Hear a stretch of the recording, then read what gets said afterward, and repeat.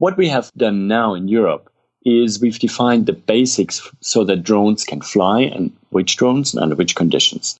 So now drones will be able to fly legally, properly, safely. What the use-based regulation will do is the scalability, the exact and detailed flight rules which allow thousands of drones to fly at one time. You're listening to the Drone Radio Show podcast, the show about drones and the people who use them for business, fun, and research. Hosted by Randy Goers. Hello, everyone. This is Randy Goers, and welcome to the Drone Radio Show podcast, episode 203. How is the European drone industry evolving? For that question, we turn to Christoph Raab, Executive Director of the Drone Alliance Europe.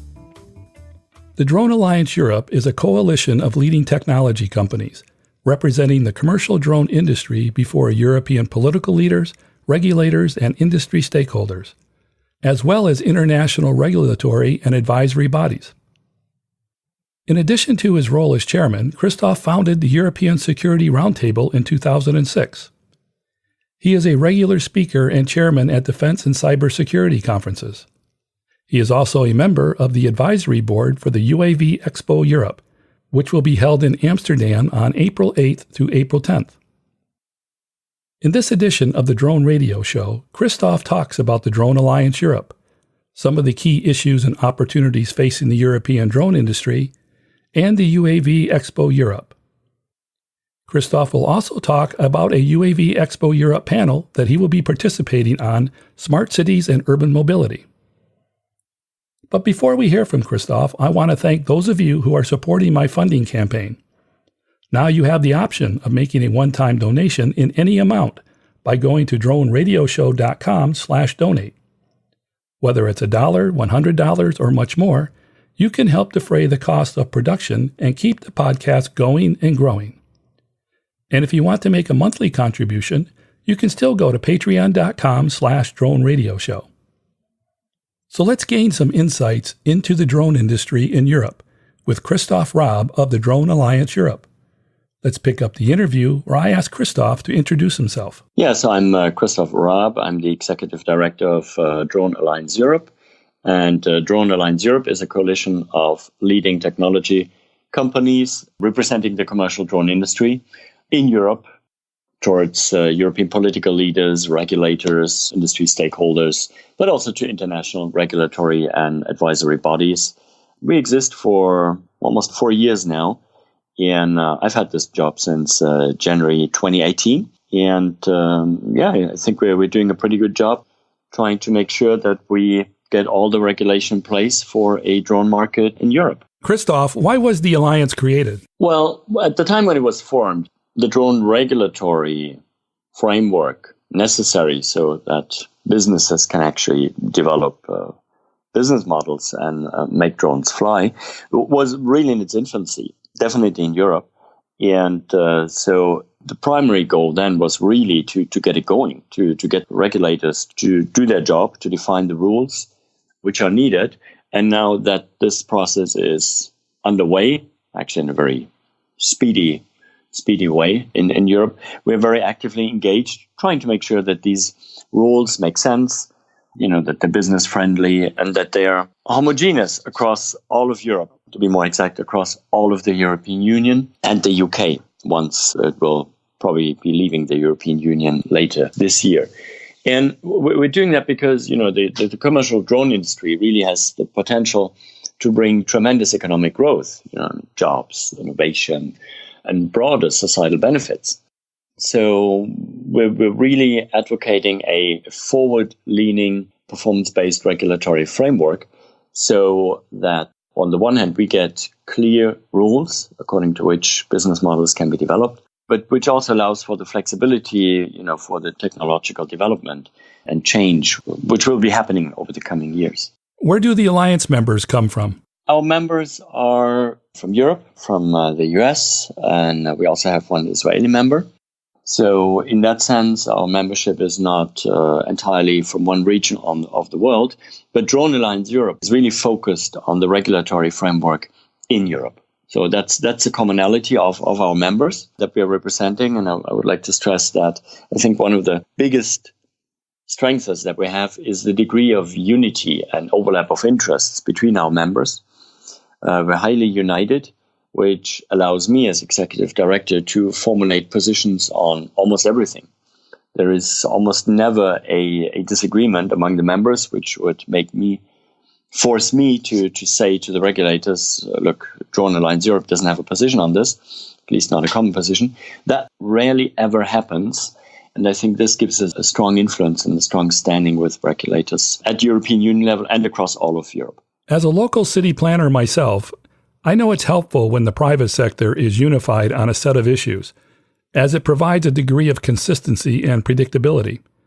I think that's probably the case in Europe in regard to the Drone Alliance. We would hope so. I think we have very consistent positions, and really on every formal and informal interaction we have, for example, with the European Commission, and they say, so what do your members think on this, on that, or we're thinking about going this direction, what would you think? We're able to give them an answer pretty quickly on that and let them know what industry is thinking. And I guess that's helpful. Can you give us an idea of the UAV regulatory climate that exists in Europe? I mean, how's it work with the European Union and the individual member countries? Well, with the existence of the European Union, politics and regulation is somewhat more complex maybe than in other parts of the world. So there is, in a patchwork way, basic regulation at the national level in the EU member states, to different degrees and to different levels.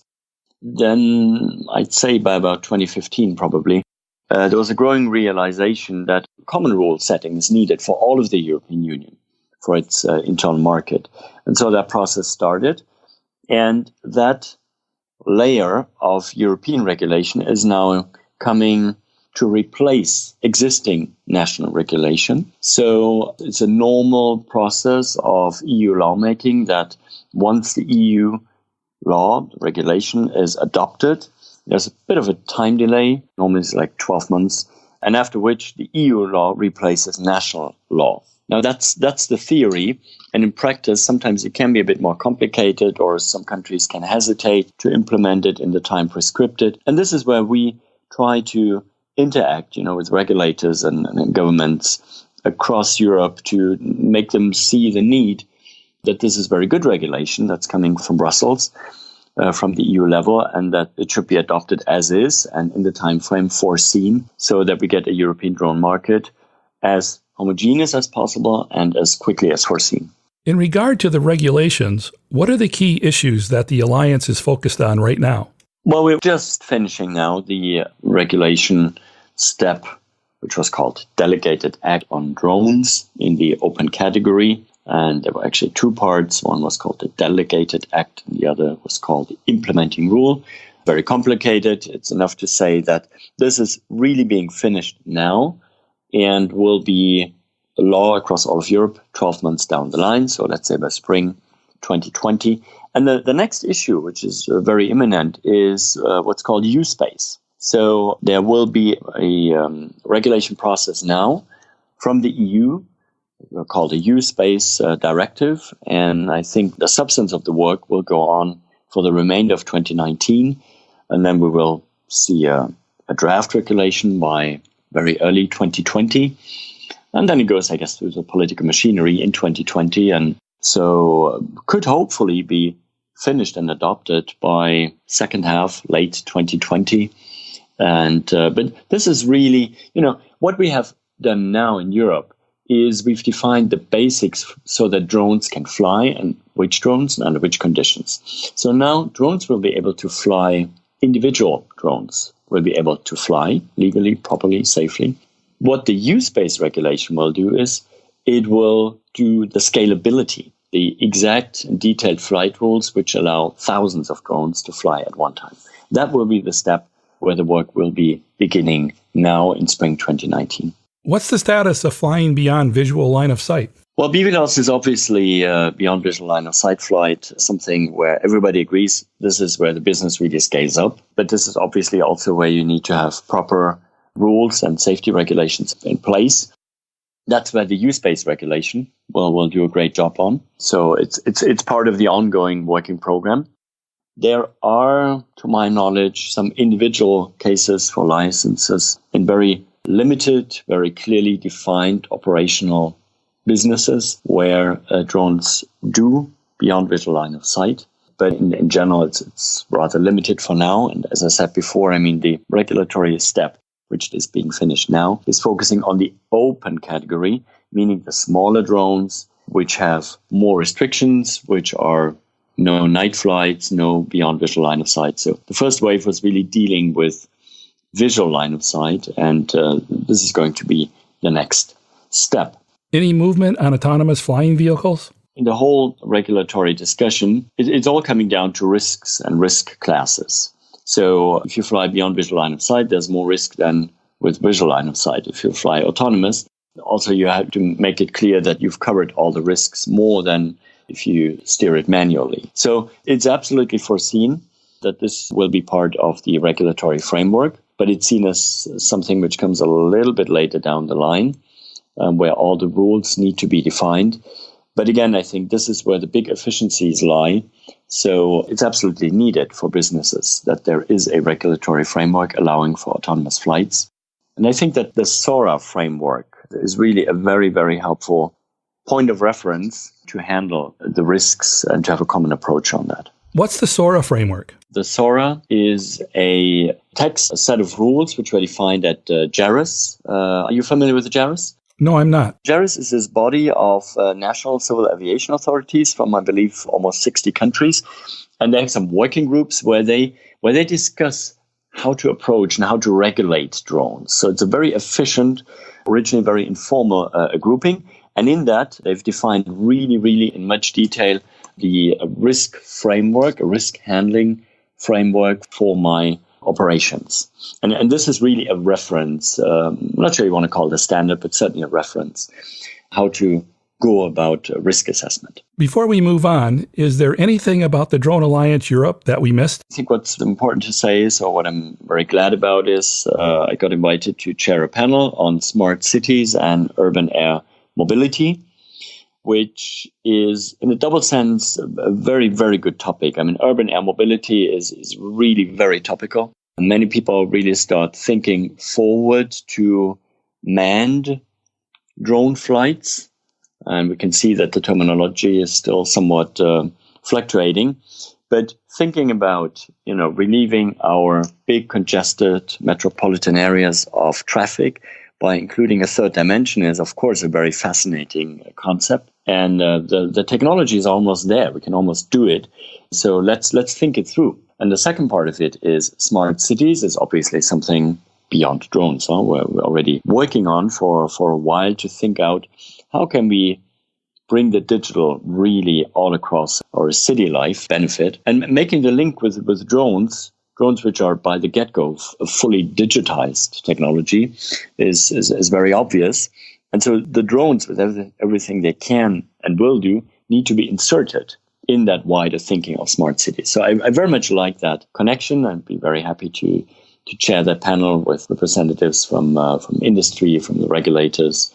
It should be a very interesting discussion. So that just on the link between the UAV Expo and Drone Alliance Europe. Who else is going to be on the panel with you? We will have the Finnish Civil Aviation Authority, which is playing a particularly important role for two reasons. One, they've always been very forward-thinking on drone regulation. And there's been a process or several steps of political declarations, which helped move the regulatory work in Europe. One of them was the Helsinki Declaration, because it took place in Finland.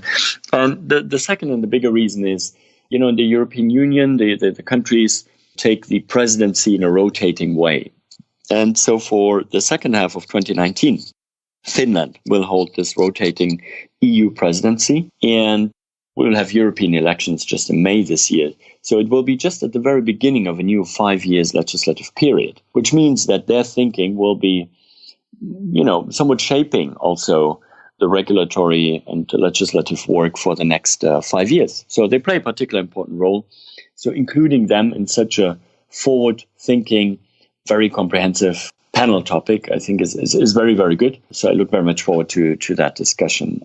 Then there's Airbus in that panel, which is managing a European initiative called Urban Air Mobility. So Airbus is basically managing this initiative on behalf of the European Commission, a network of cities across Europe interested in learning more about urban air mobility and providing opportunities and testbed environments where companies can test and develop applications for manned transport in an urban environment. From the perspective of the Drone Alliance Europe, what's the value of the UAV Expo Europe? I think in general, Amsterdam has done a great job as placing itself as basically the number one hub for drone activities in Europe. I think they worked hard and they've become quite a reference for that.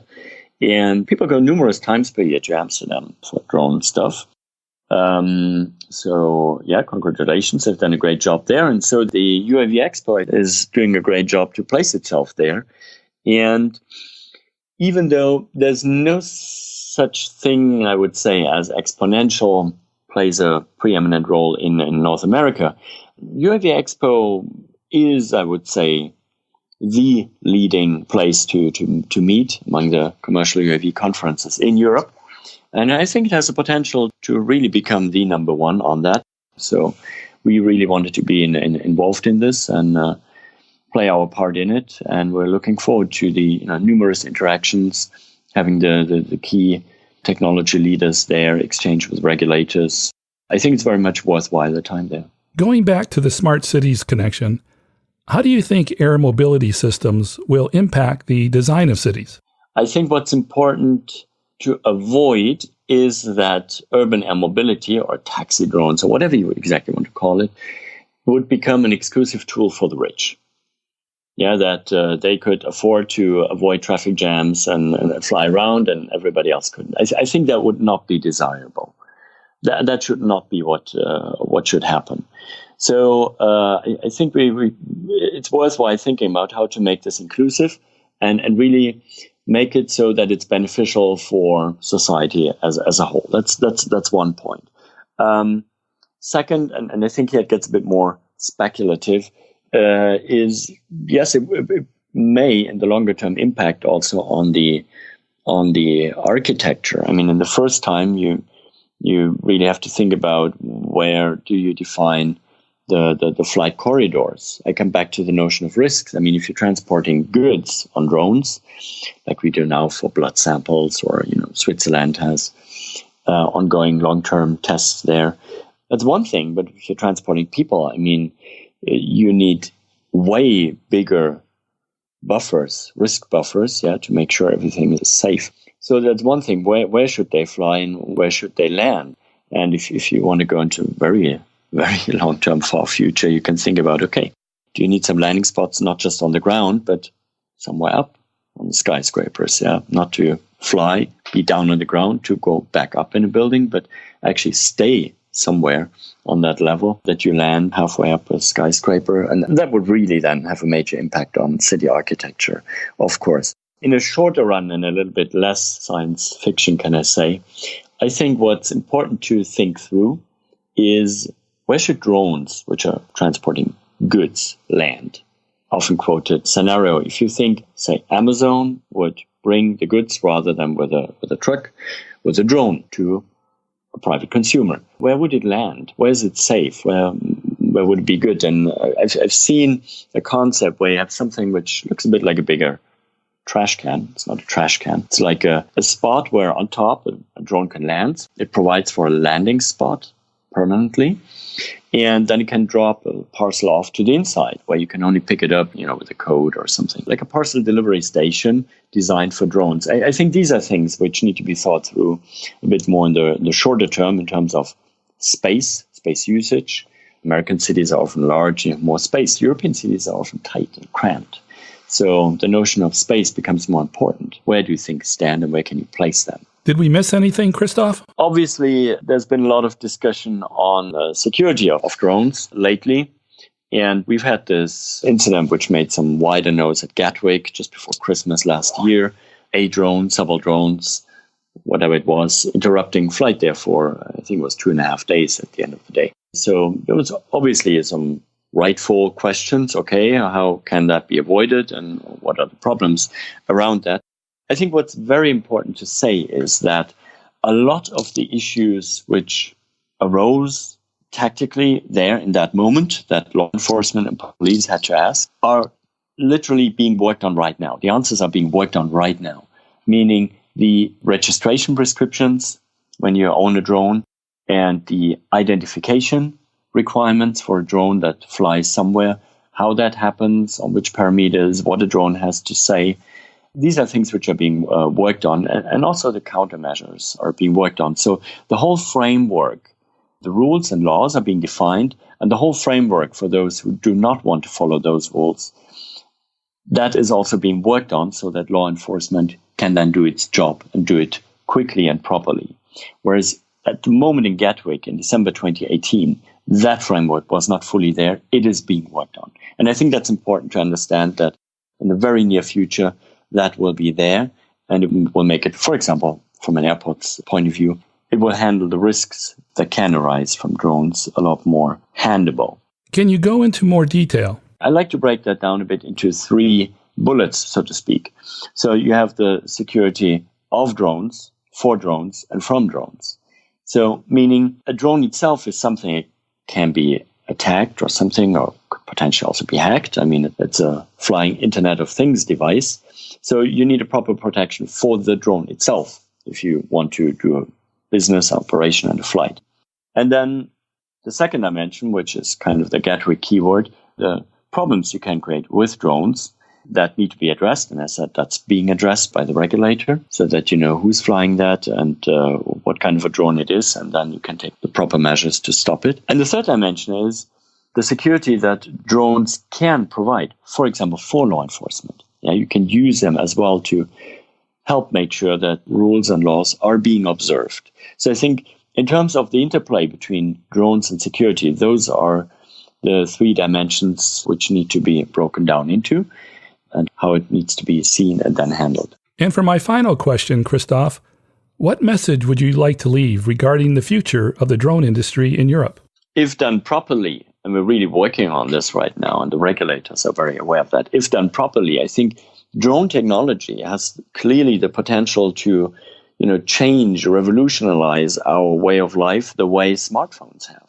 It's another layer of empowerment for individuals, as the smartphone has been, with all the new possibilities, options, services, apps. And so I really see drone technology in that context. That will take a bit of time, but we absolutely see the potential, hence the need for all the proper rules and regulations to think it through thoroughly so that contribution can be given to societies.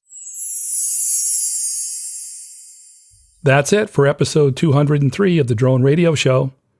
I hope you enjoyed hearing from Christoph Raab of the Drone Alliance Europe. I want to thank Christoph for taking the time to speak with me.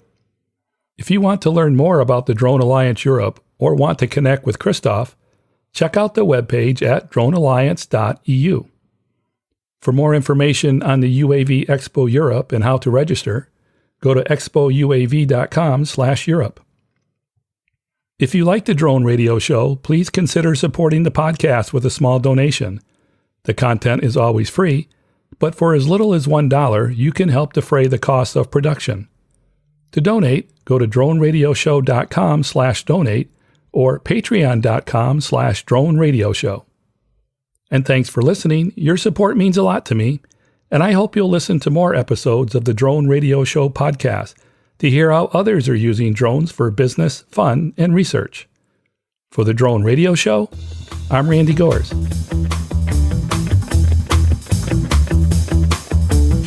This has been the Drone Radio Show podcast. More information on today's show can be found on our website at www.droneradioshow.com. If you're using drone technology for business, fun, or research and would like to share your experience on the show, please visit our website and fill out a guest appearance application. And don't forget to follow us on your favorite social media channels.